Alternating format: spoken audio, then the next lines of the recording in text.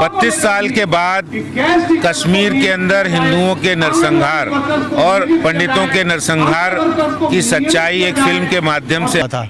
उस युवा को जानने का हक है कश्मीर में क्या हुआ, कश्मीर के हिंदुओं के साथ क्या हुआ, कश्मीर के सिखों के साथ क्या हुआ, वहाँ के जो मूल निवासी थे क्यों कश्मीर से भगा दिए गए। द कश्मीर फाइल्स को लेके देश ही नहीं देश के बाहर भी चर्चा का विषय बना हुआ है। जैसे मैं आपको बताऊं कि 11 मार्च को ये फिल्म में रिलीज हुई थी, तब से जो है लगातार देश में चर्चा का विषय बना हुआ है। आपको बता दूं कि देश में हर जगह जो है, कई जगह जो है इस फिल्म को टैक्स फ्री कर दिया गया है, लेकिन कई जगह जो है टैक्स फ्री की मांग की जा रही है। यहाँ दिल्ली की बात करें तो दिल्ली में भारतीय जनता पार्टी के तमाम नेता जो है यहाँ पे टैक्स फ्री के लेकर मांग को लेकर बैठे हुए हैं और दिल्ली में जो है इसको टैक्स फ्री की मांग कर रहे हैं। बीजेपी के तकरीबन जितने भी राज्य हैं वहाँ पे इस फिल्म को टैक्स फ्री कर दिया गया है, लेकिन कुछ ऐसे राज्य हैं जहाँ पे टैक्स फ्री नहीं किया गया है। सत्य घटना पे आधारित द कश्मीर फाइल्स के जो है उसको लेकर आज देश बिल्कुल चर्चा के विषय। यहाँ पे जो है दिल्ली प्रदेश के अध्यक्ष आदेश गुप्ता जो यहाँ बैठे हुए हैं, जो दिल्ली इनका मांग है कि दिल्ली में फिल्म को टैक्स फ्री किया जाए।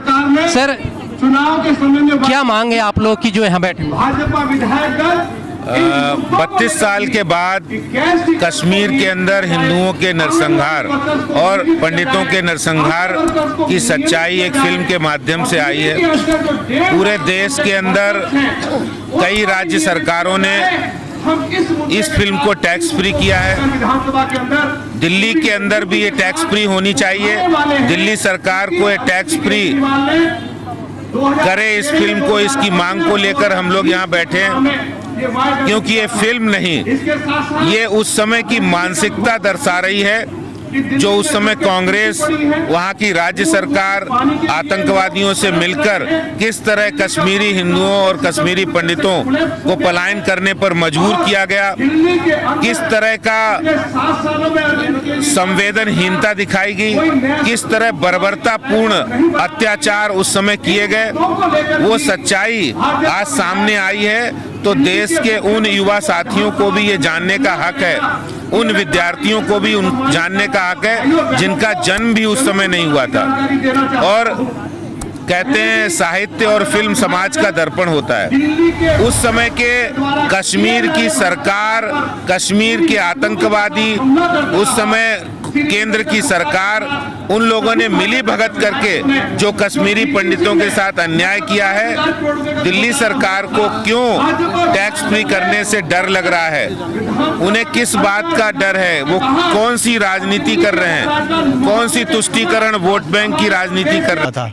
उस युवा को जानने का हक है कश्मीर में क्या हुआ, कश्मीर के हिंदुओं के साथ क्या हुआ, कश्मीर के सिखों के साथ क्या हुआ, वहाँ के जो मूल निवासी थे क्यों कश्मीर से भगा दिए गए, उनका जानने का हक है। दिल्ली के युवाओं को जानने का हक है। केजरीवाल जो सैकड़ों करोड़ अपने प्रचार पे खर्चा कर देते हैं, बड़े बड़े एडवर्टीजमेंट देते हैं, वो दिल्ली में कश्मीर फाइल को टैक्स फ्री क्यों नहीं करते? क्योंकि उनको डर है अगर कश्मीर फाइल की सच्चाई बाहर आ गई तो जो उनकी मानसिकता है, देश विरोधी मानसिकता, उनको डर है, उनकी जो कम्युनिस्ट जो मानसिकता है वो लोगों के सामने आ जाएगी। कहीं ना कहीं वो कश्मीर फाइल को टैक्स फ्री ना करके वो ये दिखा रहे हैं कि वो उन शक्तियों के साथ हैं जिन शक्तियों ने कश्मीर से हिंदुओं को बाहर भगाया, उनको मारा और ये नारे दिए कि आप कश्मीर से बाहर बिना बहन बेटियों के जाओ, चले जाओ, या तो कन्वर्ट हो जाओ या मारे जाओ।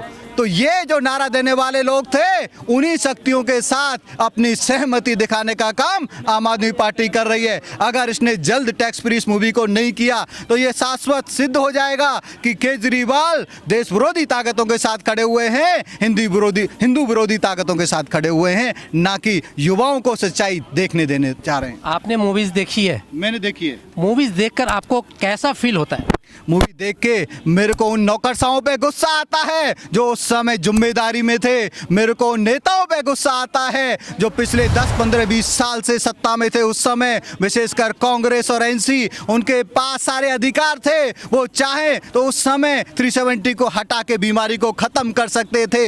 अब्दुल्ला के प्रेम में जो कुछ भी वो काम नहीं कर रहे थे उसको बंद करके वो हिंदुओं की और सिखों की सहायता कर सकते थे, लेकिन उन्होंने नहीं किया। खून खौलता है सवाल पूछता है कि ऐसे लोग सत्ता में कैसे बने रहे। आज के युवाओं को जानने का हक है ताकि भविष्य में वो सारी चीजें जान के अपना